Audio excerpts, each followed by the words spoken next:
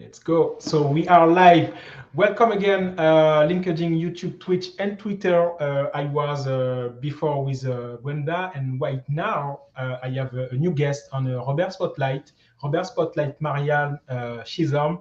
Welcome on the show. Thank you. Hi, Okay, nice to meet you. me too, me too. Maryanne Chisholm, it's an acclaimed surreal painter and illustrator from Tucson, Arizona. Her work has been a feature on international and national art gallery and exhibition, including at the Herberger Theater and Art Gallery. Yes. Did I get it right? Yes, you did. You did. Okay, perfect. Would you mind, before starting the conversation, would you mind to present yourself to people that don't know you, Maryanne? Yes. Hi, I'm Maryanne Chisholm, and I am a artist. I create NFTs and traditional art. I've exhibited all over the world. I've won an award, well, more than one award, and I'm best known right now for being on Twitter, working with NFT, teaching others how to NFT. I have a show that's quite popular on Twitter, and What is the name of the show? What is the name of the show? Sorry. It's on Twitter Spaces, and it's called "Let Us Build Your Sales." And Okay. yesterday we had 43 sales on our show. Oh, I was really surprised because this isn't a good NFT market right now. yes, it's bear market. Yes, bear market. So Kind of down. 40, 43, yeah, 43 sales yesterday. Anyway, Okay. I'm a social media influencer also, but that's the cheesiest part of my introduction. Okay, perfect. What have you been doing before doing NFTs? Have you been in art basically since day one, or what is your backstory? That is kind of a big question. So I'm going to do my best to tell you. In the year 2000, I was charged with just a litany of crimes. Okay. And I was in pre-case law and fighting it and trying to get out of going through the entire thing in trial. Okay. But in 2005, after my trial, I was sentenced to 32 years. Later, we got that reduced, and I eventually won significant relief on appeal. But it wasn't for the issues that it should have been. I am a mentally ill woman. I have obsessive compulsive disorder and bipolar disorder. Okay. And some other things, but we won't get into that. Okay. I wasn't allowed to tell this to the jury. And when I was convicted, they used my symptoms as examples of the crime.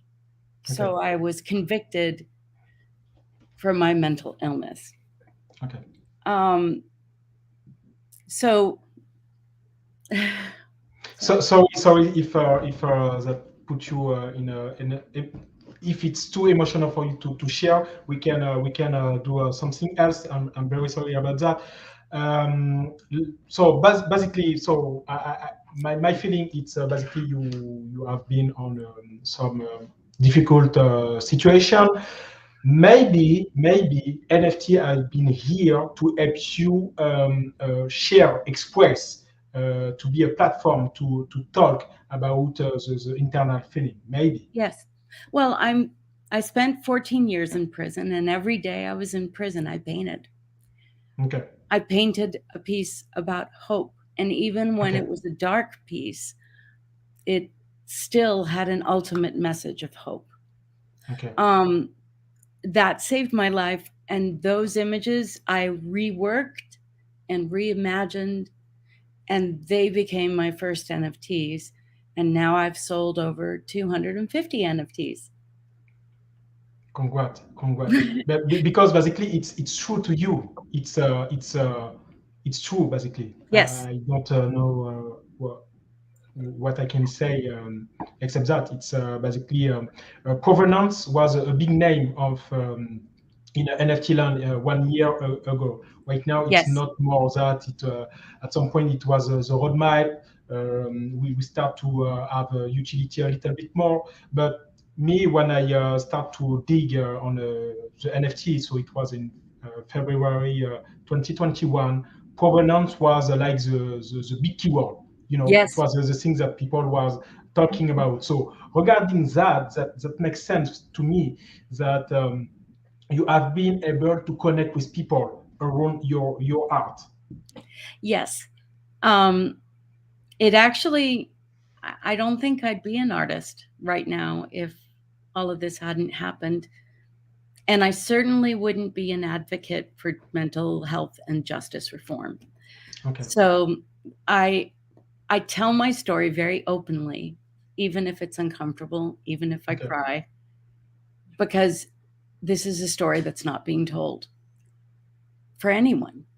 And it's horrifying that we punish our mentally ill, souls with putting them in prison and calling their symptoms crimes. It's horrifying, Yes. So I wanted to make a difference. I wanted to Okay. be the person that helped other people so it wouldn't happen to them.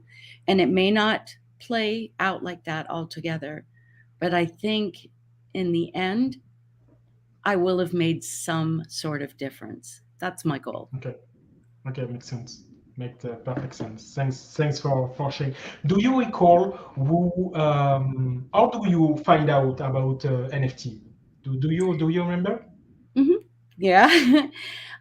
When I came home, I was only just released from prison in 2018. And when I came home, I didn't know how to survive.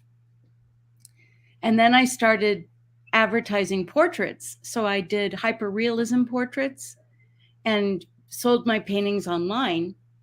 And it went really, really well. And that first year, we had $120,000 in sales. And then one day we were driving, my husband and I said, "Hey, I just read this article about this guy named Beeple." And, Yes. he said, "Yeah, but that's not something that most people can do. Besides, don't do it, Maryanne. Don't do it, because you don't know anything about NFTs. You know nothing, literally nothing." Well, he was right. I knew nothing.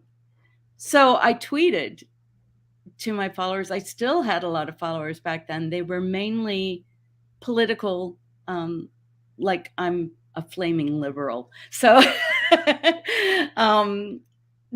they were they didn't follow that, but they did follow my regular paintings, so they Okay. had a foot in on art. I told them all I'm going to stop doing painting for a while, and I'm going to do NFTs. And yeah, I've decided I'm going to do it, so I'm going to go all in. So that's why I'm announcing to all of you today, I'm not going to be doing these things anymore. My husband was appalled, and that's my cat. Okay. My husband was appalled. He was appalled. And he said, "You've committed career suicide." The next day, I got a call from Bloomberg magazine, Okay. and they interviewed me because I knew nothing about NFTs and I was willing to give everything up to go and try it. And my husband came home that night and he said, "You are the only person on the face of this planet that would actually get an interview about not knowing what NFTs are." Like, who would do that? And he's like, "And now everyone's going to associate you with NFTs." And yeah, but I felt like that was meant to be, Okay. It's kind of like a universal pat on the back. Like, am I going the right way? Yeah, here's Bloomberg. So that was my first NFT interview with Bloomberg magazine. Okay. And did the interview still online? Yeah. It was like it was a recording. It was a print and web art. Oh, okay, perfect. But yes, it is. And now that you mention it, I'm not really sure where that link is, so I'll go find it. Okay, no problem.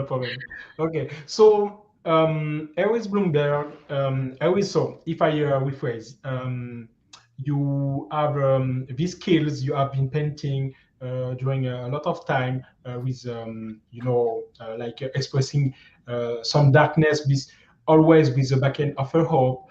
Yes. So you have all these things, and so first you have a first platform that is not on the blockchain, and here comes the Beeple article, and you decide to go all in on this thing, and here come Bloomberg, right? Yeah, that's right. So what happened from that? Well, I went just kind of boldly out there, introduced myself, started using the hashtags that were being used in NFT. And Okay. I decided at that point that, hold on, I'm putting my do not disturb on. No problem. I decided at that point, I'm gonna walk in like I belong here. I know that sounds kind of cheesy, but my thinking was this: Beeple sold something for $66 million. I don't even know. 69. Yeah, okay, 69. Yes. And it was a compilation of Yes, 5,000 every paintings. day. I did that for 5,609 days. So yeah, I did a lot. So I thought, oh my gosh, I have like all this amazing emotional material. I can do this. I'm going to do this, and maybe someday they'll think of me like female people as far as quantity. Quite like, yeah, she's compulsive. So that's why I already know I like people. Okay. And basically, today, because I watch your OpenSea profile, you have several collections.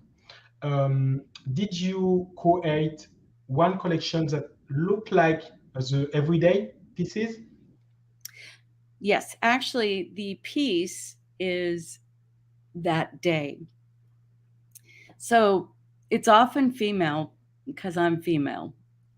And it's sometimes abstract because I just couldn't deal with what was happening that day. But every day, I tried to paint.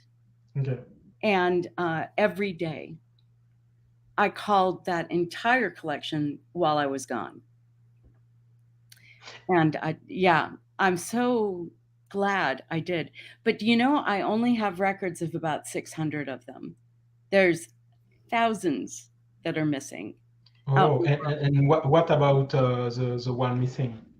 Well, I traded them for coffee or chips Oh, okay. or Okay. survival, because I was Yes, get really it. trying not to put any kind of burden on anyone else to take care of me while I was there. I did ask for help like 3 times, maybe more, but I was very determined to not make that an additional burden. Okay, get it.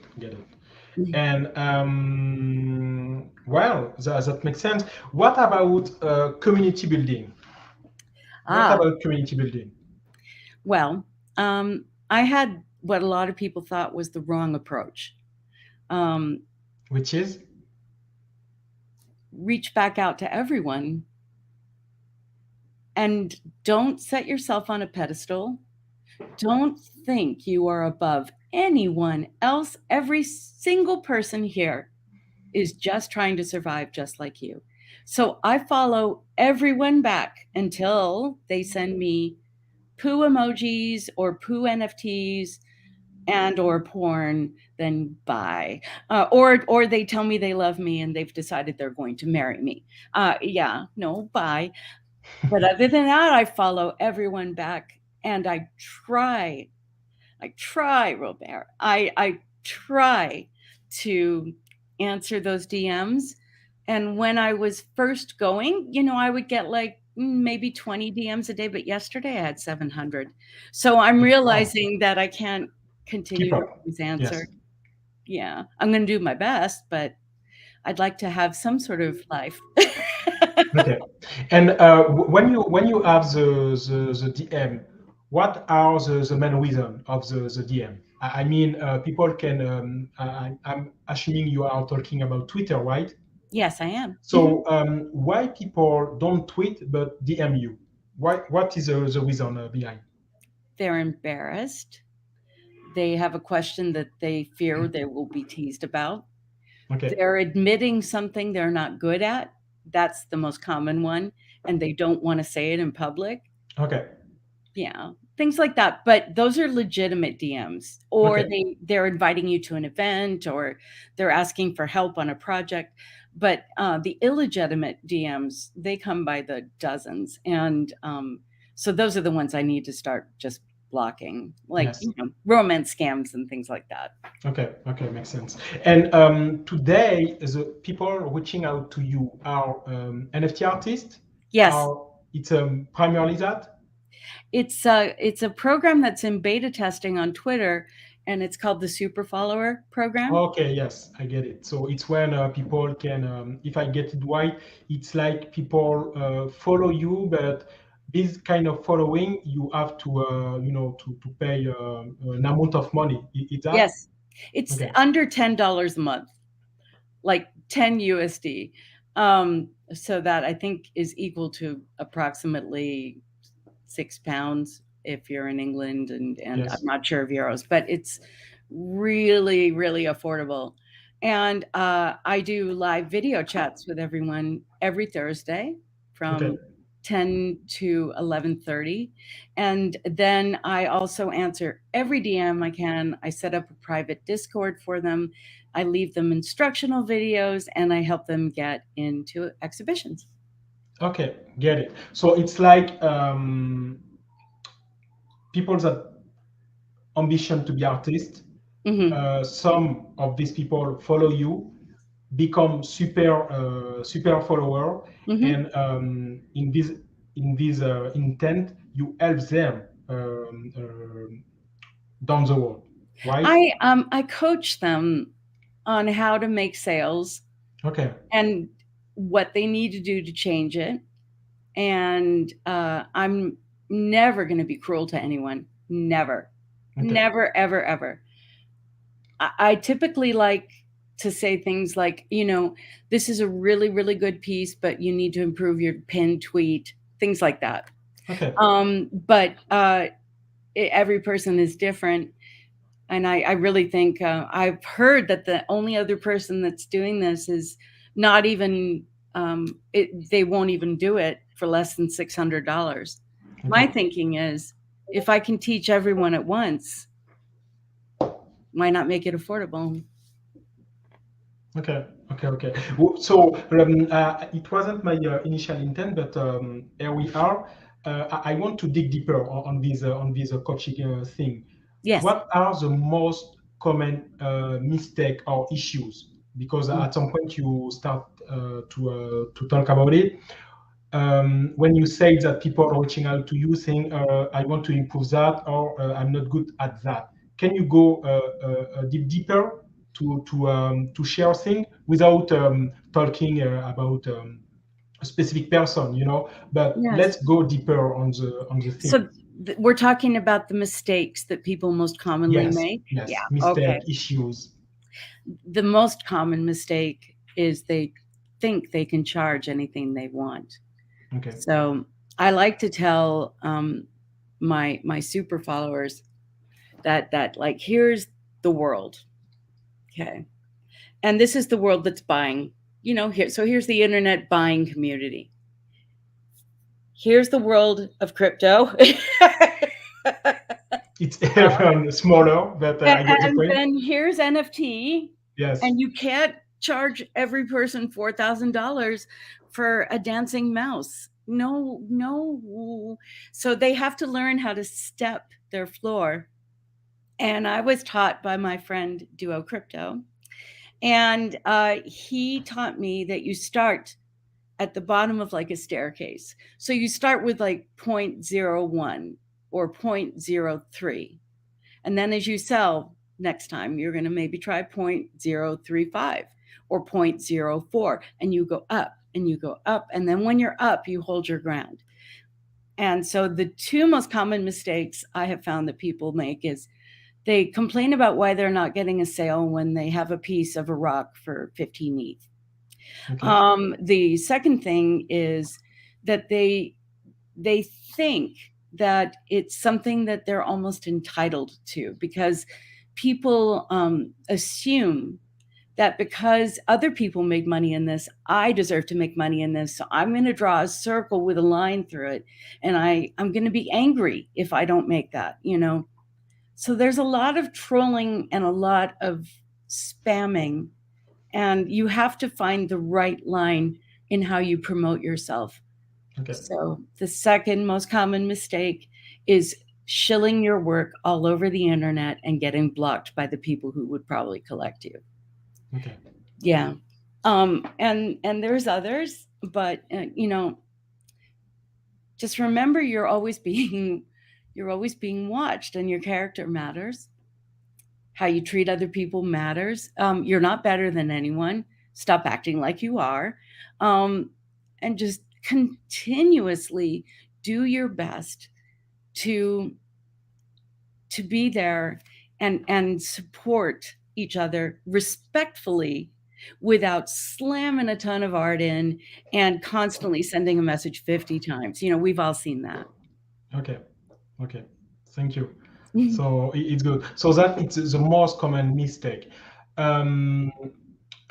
So without talking about the issue of I don't know how to sell, help me to sell, what are the other issues that people bring to you? They just don't know what they're doing. It's the whole reason I started the super follower program I did. They come on over and they're standing in the middle of this crazy thing, and they don't know what to do, and they don't know how to promote it. And, you know, so I started helping people with that all at once in an environment where they can get that help. But, you know, it's a scary and daunting thing when you start doing this, and it's overwhelming.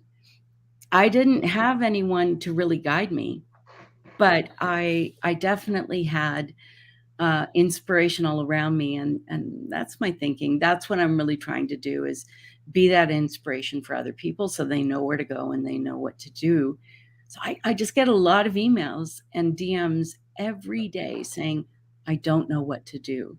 Will you look at this? Will you look at this picture? Will you look at that picture? Can you help me? I don't understand what I'm doing wrong. Will you look and review this? So, you know, that's I think what I get more than anything else right now. Okay, makes sense. And just to get a sense, are we talking about one-on-one piece of art? Yes. Is that okay? So it's not like the 3,000, 10,000 kind of collection. It's one-on-one. Okay, yes. Makes sense.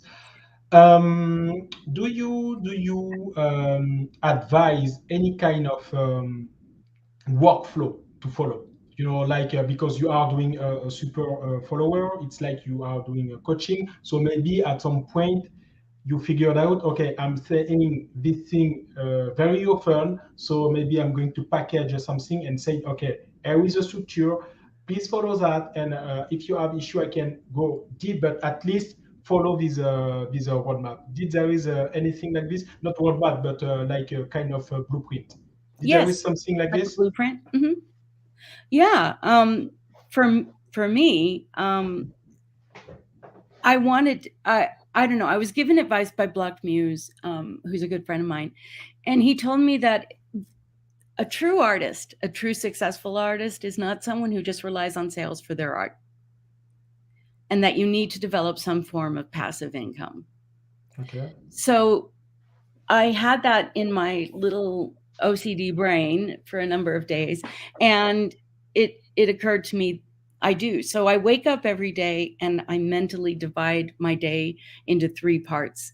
and it's one part family, one part passive income, one part artist. Okay. And I try not to overlap in that, but I would be a liar if I told you that had not happened a number of times.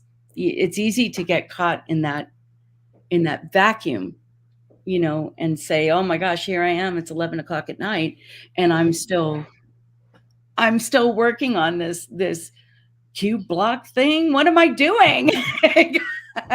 Why will I not go to bed? It's just, yeah. So that's what that is.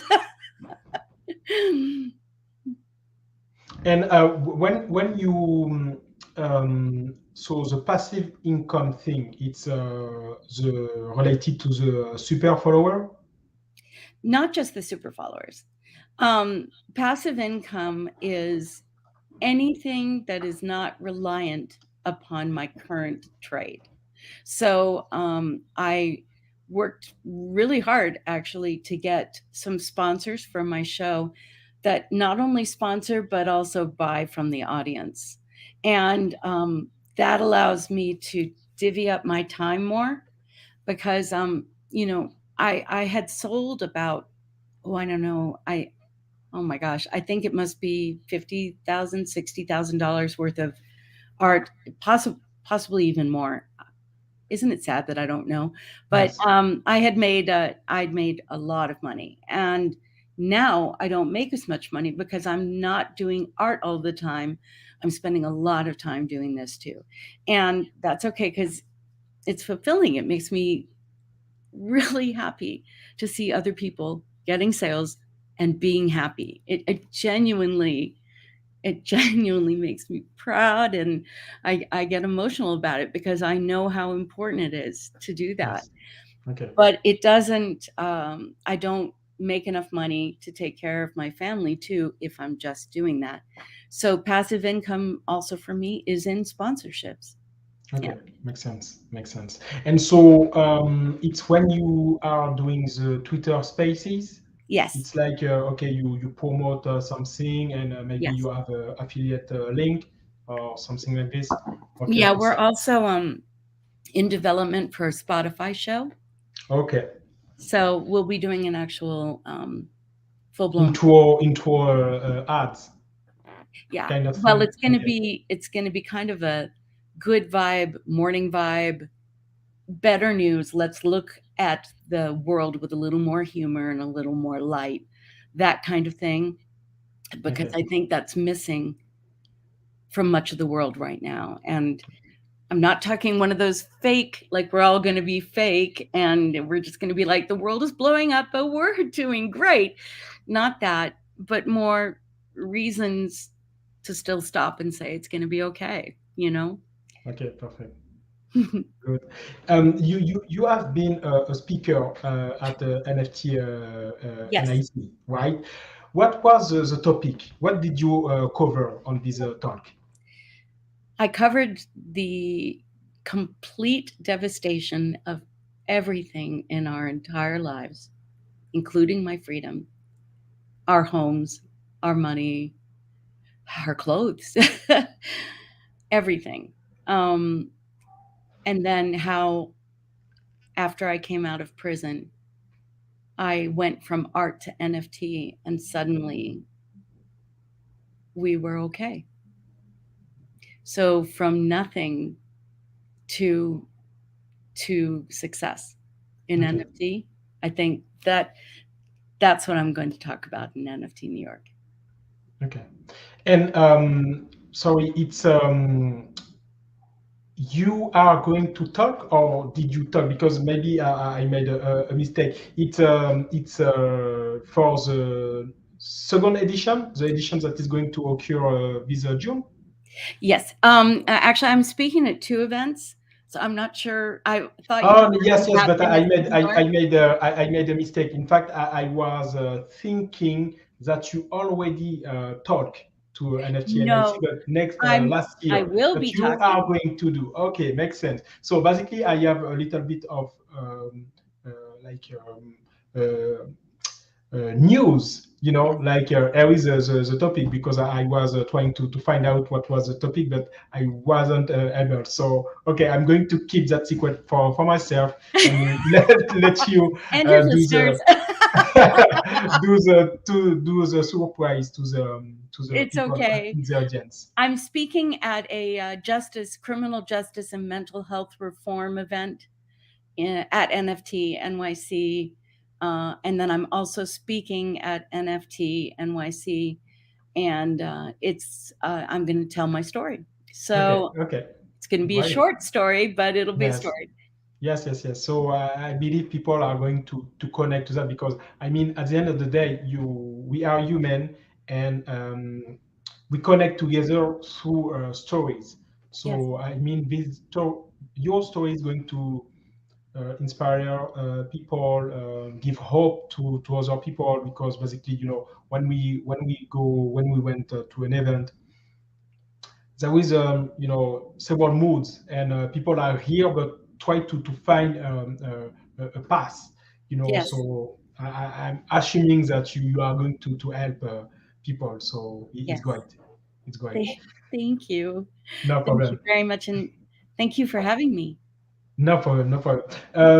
We did there is something that I didn't ask you that you want to talk about?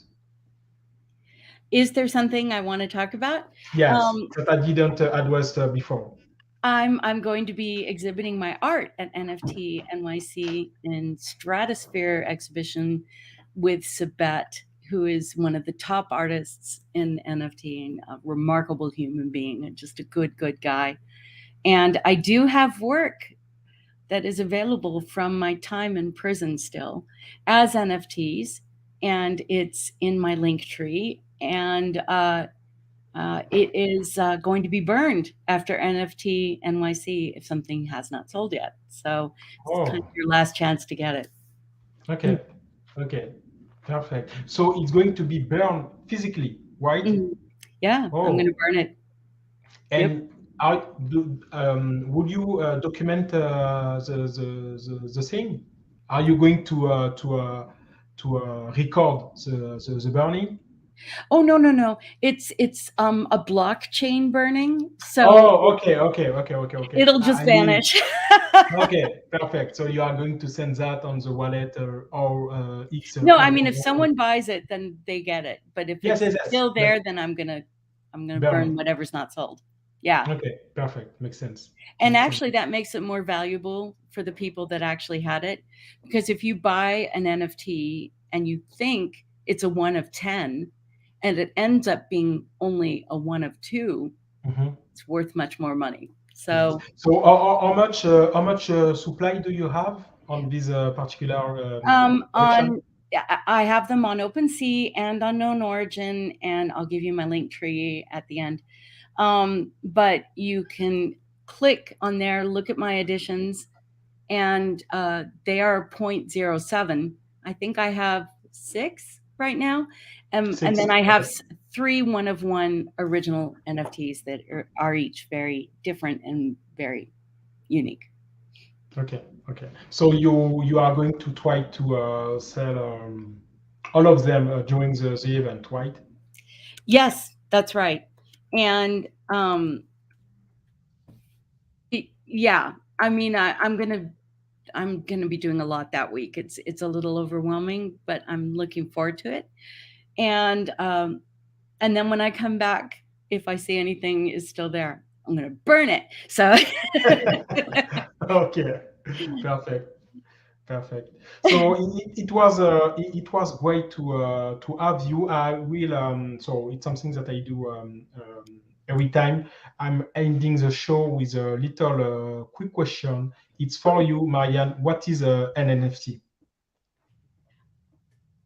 an NFT is a benchmark in an artist's career.